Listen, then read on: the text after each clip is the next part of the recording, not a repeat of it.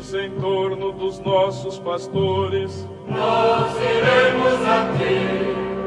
Professando todos uma só fé, nós iremos a ti. Armados com a força que vem do Senhor, nós iremos a ti. Sob o impulso do Espírito Santo, nós iremos a ti. Igreja Santa, Senhor do Senhor. Glória a ti, Igreja Santa, mocidade dos cristãos, e meus filhos hoje e sempre, vivam todos como irmãos.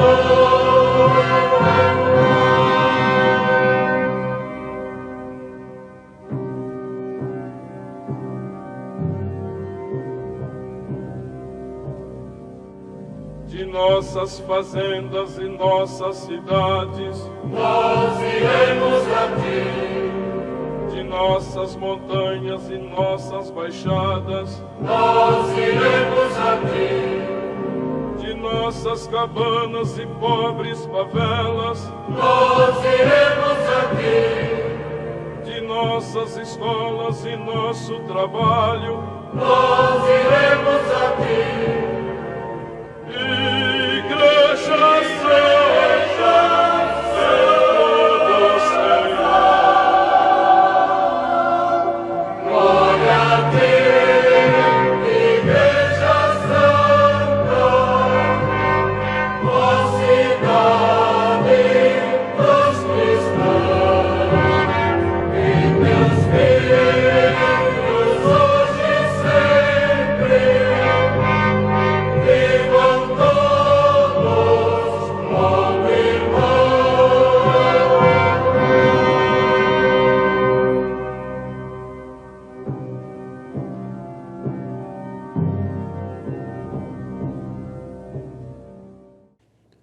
Em nome do Pai, do Filho e do Espírito Santo.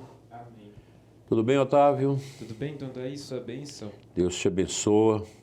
Hoje nós vamos falar um tema pesado, qual que é? O juízo final. Misericórdia. Que as almas dos fiéis defuntos, pela misericórdia de Deus... Descansem em paz. Gente, que alegria estarmos juntos nesta segunda-feira, com o coração cheio de esperança, de confiança no mês de julho que vai surgindo, que nós vamos começar amanhã. Antes de começar, eu quero falar da minha alegria de ter participado com o meu professor Clodovis Boff do lançamento do seu terceiro livro da série Trilogia sobre a Fé. Agora, a editora Eclésie, com 2C, AE no final. A trilogia, olha que bonito, foi um combo. Então o primeiro livro é este, Otávio. Quer ver o primeiro livro? Vamos fazer aqui. Isso aqui não estou ganhando dinheiro com isso não, gente. É a amizade, o amor que eu tenho por esse meu professor, que é um homem que está ajudando muito a igreja. Olha aqui. Dá para ver, Otávio? Dá sim, dando aí. Isso aqui é a crise de fé na igreja e a teologia da libertação. Muito bom esse livro, é o primeiro que ele lançou. Depois ele lançou este aqui, Por uma Igreja em Subida. Dá para ver? Dá sim. É da editora Eclésia. Isso aqui é muito bonito, porque ele vai falar a espiritualidade como resposta para a crise da igreja. Esse aqui fala da crise, esse aqui ele fala da resposta à crise. E ajuda o Frei Clodovis Boff, o Padre Leandro Racera, Adorno do clero de Piracicaba, um grande amigo. Ele tem um irmão gêmeo também que é sacerdote, é uma maravilha. Então, 2 livros maravilhosos. E o terceiro livro agora, Por uma Teologia com Perfume de Cristo. Muito bonito. Então, Lições de um Ancião. Esse aqui eu não li ainda não, mas é muito bem fundamentado. Eu estive no lançamento desse livro e foi uma palestra muito boa do Frei Clodovis Boff, colocando as coisas nos seus devidos lugares. E a gente vê que ali é a experiência de um homem, de um mariano, de um devoto de Nossa Senhora, um servita, extremamente culto, um dos maiores teólogos que nós temos aqui no Brasil. E essa trilogia, ela, para quem gosta de estudar sobre a igreja, para os bons catequistas, mesmo para os sacerdotes, para fazer uma reciclagem, maravilhoso esse livro. Eu penso que nós podemos nos enriquecer muito com essa obra do Frei Clodovis Boff, que coloca as coisas nos seus devidos lugares. Aliás, nesses tempos confusos, a gente precisa de pessoas para colocar as coisas nos devidos lugares, para a gente não ficar andando às apalpadelas. O mundo é muito confuso. E eu creio, minha gente, que nós devemos firmar a nossa fé no caminho certo. Firmar na nossa igreja. Eu sei que muitos de vocês sofrem muito, porque às vezes tem os sacerdotes, uma igreja muito comprometida com teologia da libertação. A teologia da libertação desbaratou o número dos cristãos, dos católicos. Eu já falei disso aqui 1000 vezes, não sei de falar de novo. Mas nós precisamos firmar na nossa igreja agora e trazer as coisas para os seus devidos lugares. E a gente vai vivendo isso com muita alegria no coração, com muita humildade. A igreja sempre passa por dificuldades ao longo da sua história, isso não é nenhuma novidade. Hoje nós vamos tratar do número 1038. Eu vou fazer o programa um pouquinho mais rápido. Vocês estão vendo minha cara de cansaço. E são 4 números. A gente vai comentar aqui e depois fazermos a nossa oração das completas. Eu agradeço a companhia de vocês. Está aqui no vídeo, como é que é o nome disso? Telão. Aí está uma obra de Michelangelo na Capela Sistina, o Juízo Final. A igreja ensina com clareza que haverá um juízo final, universal e solene. Olha aqui a palavra, solene, no fim dos tempos. É o momento em que Cristo glorioso virá para julgar os vivos e os mortos, como professamos no creio. Esse julgamento não é simbólico, mas ele é real e definitivo. O catecismo começa esse trecho recordando a ressurreição da carne, que prepara o corpo para participar do julgamento e da eternidade. O que o catecismo diz? A ressurreição de todos os mortos, dos justos e dos pecadores, precederá o juízo final. Este será a hora em que todos os que estão nos túmulos ouvirão a voz do homem e sairão. Os que fizeram o bem, para a ressurreição da vida. Os que praticaram o mal, para a ressurreição do julgamento. É uma coisa tremenda, né? Para a condenação. Difícil isso. Então, quando Cristo vier na sua glória acompanhado de todos os anjos, todas as nações da terra serão reunidas diante dele. E ele separará uns dos outros, assim como o pastor separa as ovelhas dos cabritos, e colocará as ovelhas à sua direita e os cabritos à sua esquerda. E estes irão para o castigo eterno, enquanto os justos irão para a vida eterna. Essa temática ela é muito forte na celebração litúrgica de Cristo Rei. Quando nós fechamos praticamente o ano litúrgico, ali naquela última semana, o domingo de Cristo Rei, depois tem a semana seguinte, mas no domingo seguinte a Cristo Rei já é o Advento. Então esse capítulo 25 de Mateus, ele aparece bem fortemente, né? Então, diante de Cristo, que é a verdade, será definitivamente desvendada a verdade sobre a relação de cada homem com Deus. O juízo final há de revelar até as últimas consequências o que alguém tiver feito de bem ou deixado de fazer durante a sua vida terrestre. Aí o catecismo cita, deixa eu ver quem que ele cita aqui, Santo Agostinho. Vale a pena te escutar essa citação do catecismo. Todo mal que os maus praticam é registrado sem que o saiba. No dia em que chegará o nosso Deus e não se calará, se voltará para os maus e lhes dirá: eu havia colocado na terra meus pobrezinhos para vós. Eu, seu chefe, reinava no céu à direita do meu Pai, mas na terra meus membros passavam fome. Se tivesses dado aos meus membros, vosso dom teria chegado até a cabeça. Quando coloquei meus pobrezinhos na terra, os constituí meus tesouros, meus tesoureiros, para recolher vossas boas obras obras em meu tesouro. Vós, porém, nada depositastes. Que coisa, né? Em suas mãos.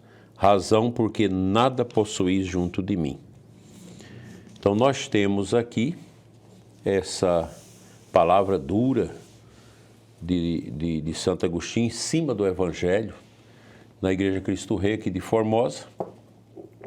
Nós temos lá atrás do altar um painel com as obras de caridade, as 7 obras de caridade. E depois existe as 7 obras, aliás, corporais, né? As 7 obras corporais. Tem as 7 obras espirituais. Então, visitar o doente, visitar o preso, dar roupa a quem está nu, dar água a quem está com sede, dar acolhida aos peregrinos e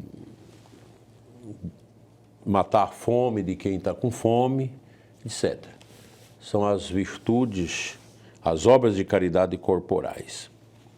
Então, Santo Tomás ensina para nós que no juízo final serão reveladas todas as obras dos homens, inclusive as ocultas, para que Deus seja glorificado em sua justiça e misericórdia.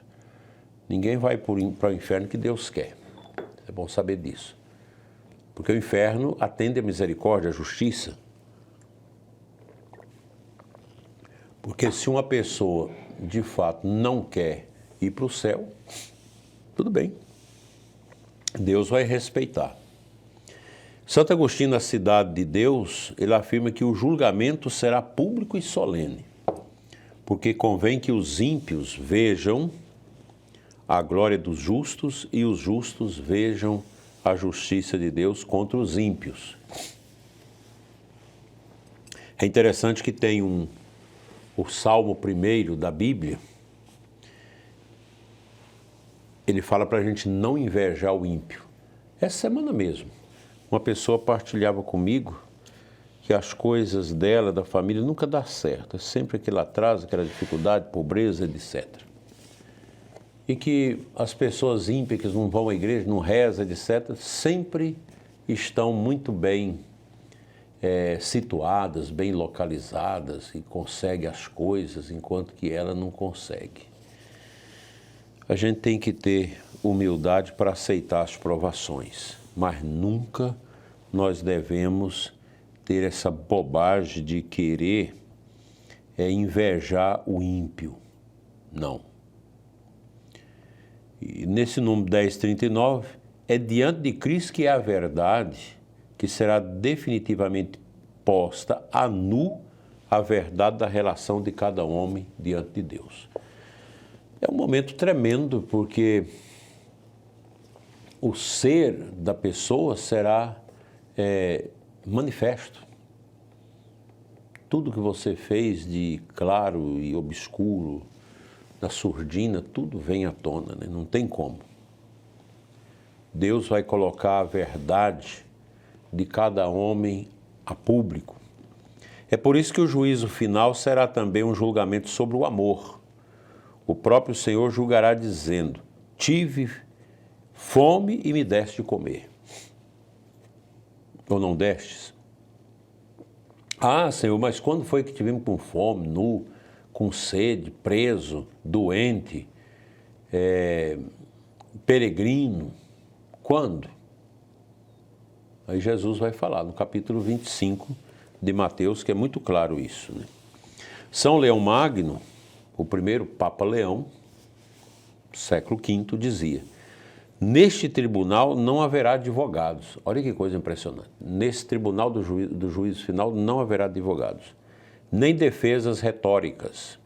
Haverá apenas a justiça pura e a misericórdia já oferecida. Porque hoje nós temos, Cristo é nosso advogado diante do Pai, para nos perdoar. Na confissão, no arrependimento, nosso Senhor, Ele veio como juiz e atua veio como nosso advogado melhor e atua como defensor da nossa salvação. Mas no juízo final, não. Nosso Senhor virá já como juiz, não mais como advogado. Santo Efrem, doutor sírio do século IV, rezava: Senhor, livra-me daquele julgamento em que não se aceita ouro nem lágrimas tardias, mas apenas o amor vivido. Você viveu o amor, pronto. É a vivência do seu amor que será a sua defesa. Nada mais. Não adianta choro, não adianta ranger de dentes. Nada disso adianta mais. Tudo vai passar. O número 1040, a majestade do juízo. O juízo final acontecerá por ocasião da volta gloriosa de Cristo. Só o Pai conhece a hora e o dia desse juízo. Só Ele decide seu advento. Por meio de seu Filho, Jesus Cristo, Ele pronunciará então sua palavra definitiva sobre toda a história. Conheceremos então o sentido último de toda a obra da criação e de toda a economia da salvação. Aquilo que nós já falamos da economia aqui, que é a revelação divina, que vai revelando aos poucos, Deus vai te mostrando. Compreenderemos os caminhos admiráveis pelos quais sua providência terá conduzido tudo para seu fim último. O juízo final revelará que a justiça de Deus triunfa de todas as injustiças cometidas por suas criaturas e que o seu amor é mais forte do que a morte. Então, resumindo, o juízo final revelará até as últimas consequências o bem que cada um tiver feito ou deixado de fazer durante a vida terrena. É interessante que a majestade do juízo final é tremenda. Será o momento da manifestação plena da santidade de Deus. Por isso mesmo o catecismo diz que a finalidade é mostrar a justiça de Deus e glorificar a sua misericórdia. Santo Tomás explica que o juízo final servirá, entre outras coisas, para a reparação da verdade.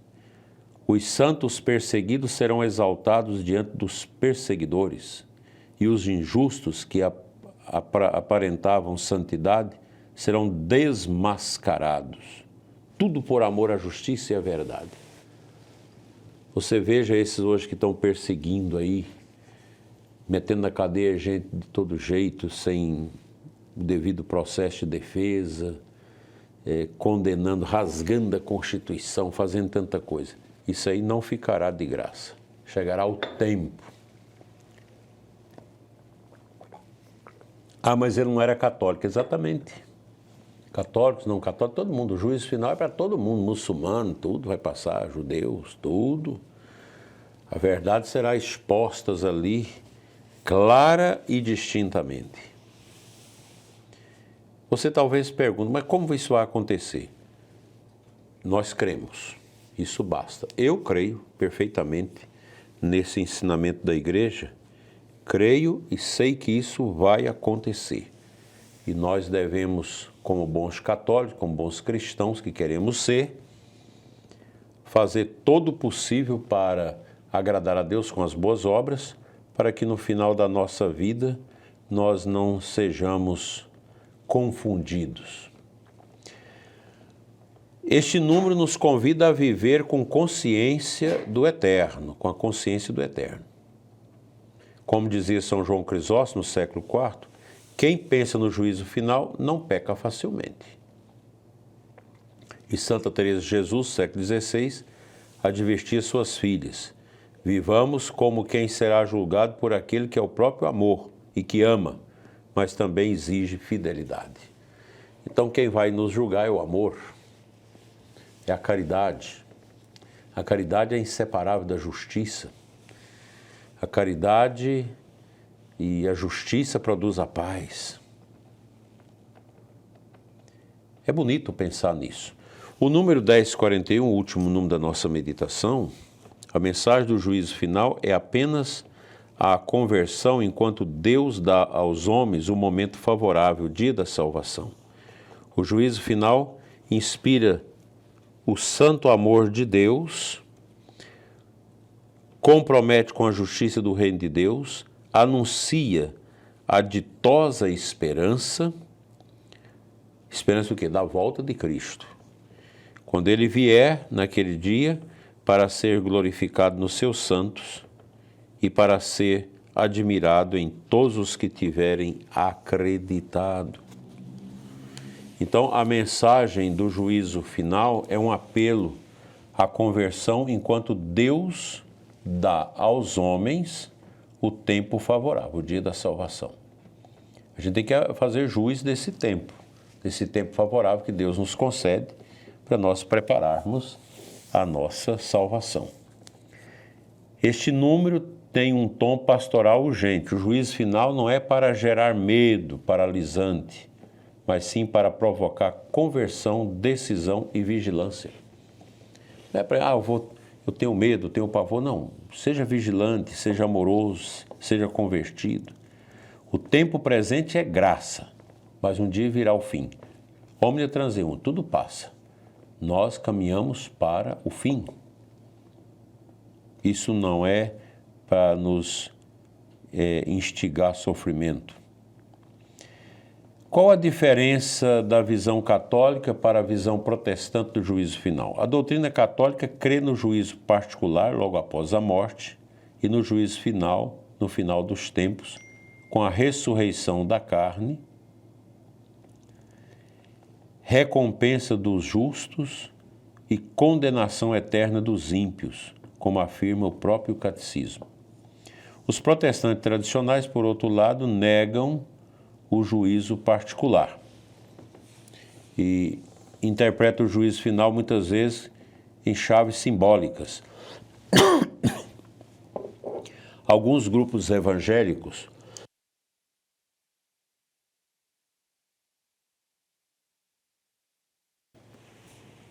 como os adventistas, ensinam o aniquilamento dos ímpios e não a condenação eterna.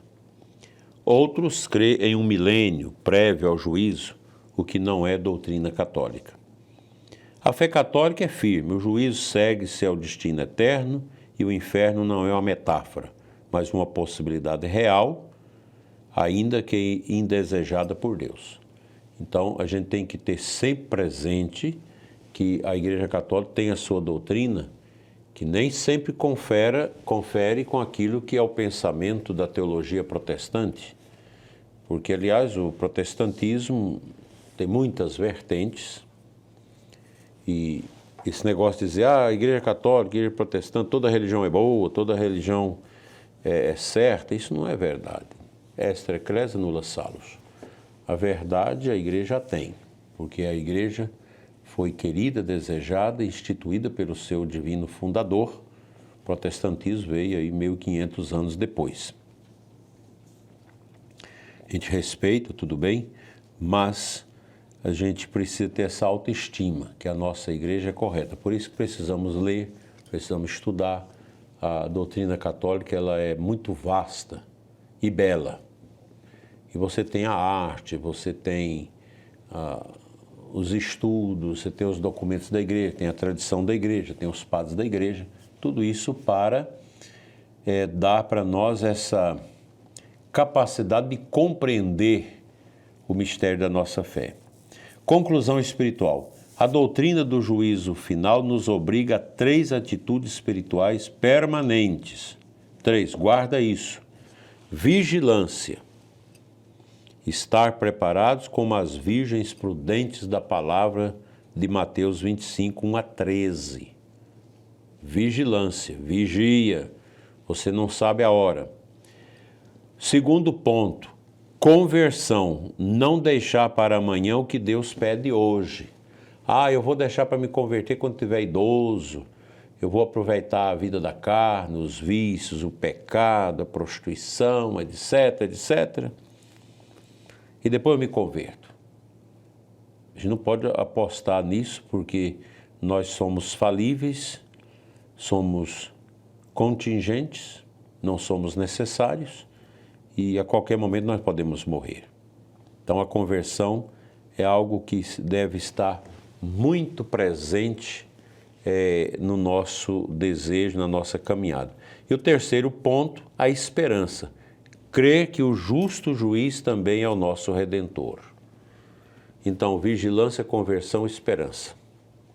3 aspectos, atitudes espirituais permanentes que devem orbitar a vida de um católico. A vigilância, a conversão e a esperança. Como dizia Santa Catarina de Sena no século XIV, o olhar de Cristo no juízo será fogo para os que amarram o pecado e luz eterna para os que amarram a cruz. Está aqui o resumo de tudo isso. Penso que esse tema é muito importante e vocês poderão aprofundá-lo cada vez mais, porque ele vai ajudar o coração de vocês a transbordar a verdadeira doutrina católica, que dá sentido à nossa vida, aos nossos tormentos, às nossas dificuldades. A Igreja Católica não é uma fuga, como dizem os marxistas, os comunistas, não. A Igreja Católica é realidade pura. O que o marxismo, o que o comunismo dá de bom para as pessoas? Nada. Só sofrimento, ausência de Deus e tudo mais. Então, a nossa fé, ela é uma fé viva, é uma fé firme. Hoje, inclusive, nesse último dia de junho, nós celebramos os protomártires da Igreja de Roma, que são aqueles primeiros que foram martirizados em Roma por causa do nosso Senhor Jesus Cristo. É algo extraordinário que nós devemos vivenciar com alegria. Eu termino esse momento nosso de meditação com esta oração. Senhor Jesus, justo juiz e salvador das almas, dai-nos a graça de viver com a eternidade no coração, que a certeza do vosso juízo nos inspire ao amor, à vigilância e à verdade. Fazei-nos crescer na caridade, no arrependimento e na confiança na vossa misericórdia. Imaculado Coração de Maria, intercedei por nós, agora e na hora do nosso juízo final. Amém. Lembrando que há um juízo particular, que já define a alma, às vezes no purgatório, no paraíso, e o juízo final, em que ressuscitarão os justos e os injustos, os salvos e os condenados, todos serão apresentados diante de Deus. Bem, minha gente, nós vamos terminar com a nossa oração das completas, rezando na intenção de todos vocês. Vocês desculpem um pouco o meu cansaço, a gente vai ter que abreviar um pouco aqui, porque ninguém é de ferro, mas na segunda-feira eu espero estar mais tranquilo, inclusive para responder as perguntas de vocês. Vamos rezar, Otávio, para que Deus dê uma noite tranquila para todos nós e no final da vida a morte santa e no final de tudo, um juízo também santo.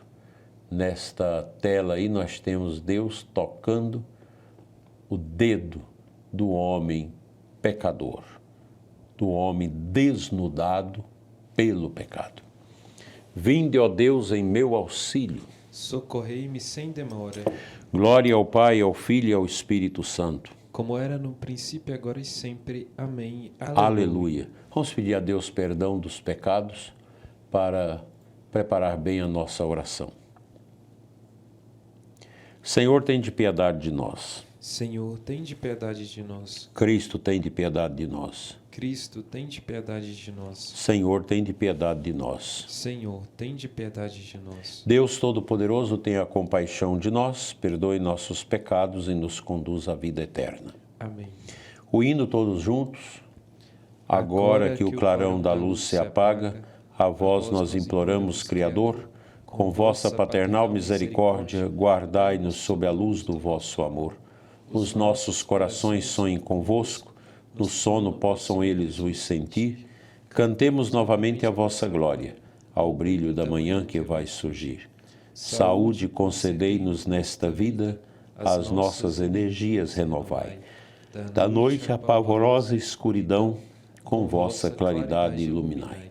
Ó Pai, prestai ouvido às nossas preces, ouvi-nos por Jesus nosso Senhor, que reina para sempre em vossa glória, convosco e o Espírito de amor. Salmo 85, oração do pobre nas dificuldades. Juntos a antífona. Ó Senhor, sois clemente e fiel, sois amor, paciência e perdão. Eu faço uma estrofe e vocês fazem a estrofe seguinte com Otávio. Inclinai, ó Senhor, vosso ouvido, escutai, pois sou pobre e infeliz. Protegei-me, que sou vosso amigo, e salvai vosso servo, meu Deus, que espera e confia em vós. Piedade de mim, ó Senhor, porque clamo por vós todo dia. Animai e alegrai vosso servo, pois a vós eu elevo a minha alma. Ó Senhor, vós sois bom e clemente, sois perdão para quem vos invoca. Escutai, ó Senhor, minha prece, o lamento da minha oração. No meu dia de angústia eu vos chamo, porque sei que me haveis de escutar. Não existe entre os deuses nenhum que convosco se possa igualar. Não existe outra obra no mundo comparável às vossas, Senhor. As nações que criastes virão adorar e louvar vosso nome. Sois tão grande e fazeis maravilhas. Vós somente sois Deus e Senhor. Ensinai-me os vossos caminhos e na vossa verdade andarei. Meu coração orientai para vós, que respeite, Senhor, vosso nome. Dou-vos graças com toda a minha alma, sem cessar louvarei vosso nome. Vosso amor para mim foi imenso. Retirai-me do abismo da morte. Contra mim se levantam soberbos e malvados me querem matar. Não vos levem em conta, Senhor. Vós, porém, sois clemente e fiel, sois amor, paciência e perdão. Tende pena e olhai para mim. Confirmai com vigor vosso servo, de vossa serva o filho salvai. Concedei-me um sinal que me prove a verdade do vosso amor. O inimigo humilhado verá que me deste ajuda e consolo. Glória ao Pai, ao Filho e ao Espírito Santo. Como era no princípio, agora e sempre. Amém. Ó Senhor, sois clemente e fiel, sois amor, paciência e perdão. Leitura breve, 1 Tessalonicenses 5, 9 e 10. Deus não nos destinou para a ira, mas para alcançarmos a salvação por meio do nosso Senhor Jesus Cristo. Ele morreu por nós para que, quer vigiando nesta vida, quer adormecidos na morte, alcancemos a vida junto dele. Senhor, em vossas mãos eu entrego o meu espírito. Senhor, em vossas mãos eu entrego o meu espírito. Vós sois o Deus fiel que salvastes vosso povo. Eu entrego o meu espírito. Glória ao Pai, ao Filho e ao Espírito Santo. Senhor, em vossas mãos eu entrego o meu espírito. O cântico evangélico, o cântico de Simeão, Lucas 2. Faremos juntos a antífona e todos juntos o cântico. Vamos. Salvai-nos, Senhor, quando velamos, guardai-nos também quando dormimos. Nossa mente vigie com Cristo, nosso corpo repousa em sua paz. Fazendo o sinal da cruz, deixai agora vosso servo ir em paz, conforme prometestes, ó Senhor, pois meus olhos viram vossa salvação, que preparastes ante a face das nações, uma luz que brilhará para os gentios e para a glória de Israel, o vosso povo. Glória ao Pai, ao Filho e ao Espírito Santo, como era no princípio, agora e sempre. Amém. Salvai-nos, Senhor, quando velamos, guardai-nos também quando dormimos. nossa mente vigie com o Cristo, nosso corpo repousa em sua paz. Oremos. Concedei, Senhor, aos nossos corpos um sono restaurador e fazei germinar para a messe eterna as sementes do reino que hoje lançamos com nosso trabalho. Por Cristo nosso Senhor. Amém. O Senhor Todo-Poderoso nos conceda uma noite tranquila, no final da vida, uma morte santa. Amém. O bom Deus te abençoe e te guarde. Em nome do Pai, do Filho e do Espírito Santo. Amém. Amém. Saudemos a Maria, nossa Mãe. Ó Mãe do Redentor, do céu a porta, ao povo que caiu socorre exorta, pois busca levantar-se virgem pura, nascendo o Criador da criatura. Tem piedade de nós e ouve suave o anjo te saudando com seu ave. Meu povo santo, queridos irmãos e irmãs, obrigado, Otávio. Que bom passarmos esse momento junto, nessa segunda-feira cansativa, até segunda-feira, se Deus quiser. E nós agradecemos a todos. Nosso canal passou de 300 mil, aliás. Isso, dona. 300 mil. E a gente continua pedindo a ajuda de vocês para compartilhar, para deixar os likes, deixar as considerações, que tudo isso ajuda no engajamento do canal, que nós queremos atingir mais pessoas, muitas pessoas, para que com essa nossa humilde meditação a gente possa ir crescendo como igreja que prepara para o fim dos tempos e a volta de nosso Senhor Jesus Cristo. Beijo no coração, ficam todos com Deus e um bom descanso. Glória a Deus.